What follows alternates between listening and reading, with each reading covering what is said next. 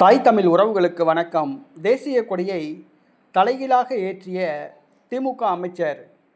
தேசிய கொடியை தலைகீழாக ஏற்றிய திமுக அமைச்சர் என்ற தலைப்பில் இந்த காணொளியை நாம் காண்கிறோம். தேசிய கொடி அதை தலைகீழாக ஏற்றினால் அது தேசிய கொடிக்கு அவமதிப்பாகும், தேசத்துக்கு அவமதிப்பாகும். அதுவும் ஒரு திமுக அமைச்சரே தேசிய கொடியை தலைகீழாக ஏற்றி தேசிய கொடிக்கும் தேசத்துக்கும் அவமானத்தை தேடித்தந்துள்ளார். ஆம், அமைச்சர் தாமோ அன்பரசன் செங்கல்பட்டு மாவட்டத்தில் ஒரு அரசு பள்ளியில் நிகழ்ச்சியில் கலந்து கொள்வதாக ஏற்பாடு செய்யப்பட்டிருந்தது. பள்ளி மாணவர்கள் காலையிலிருந்தே காத்திருந்தனர். ஆனால் அமைச்சர் வழக்கத்தை விட 3 மணி நேரம் தாமதமாக வந்தார். இதனால் மாணவர்கள் சோர்வடைந்திருந்தனர்.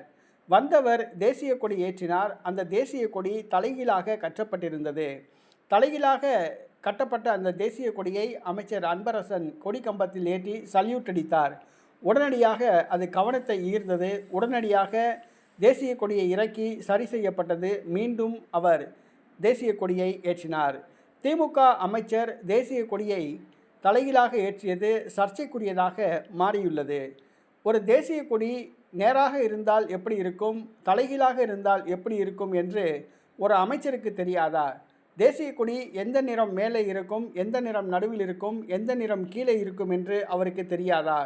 ஆனால் திமுக அமைச்சர் தேசிய கொடியை தலைகீழாக ஏற்றினார். தேசிய கொடியை பற்றிய புரிதல் இல்லாததே அதற்கு காரணம்.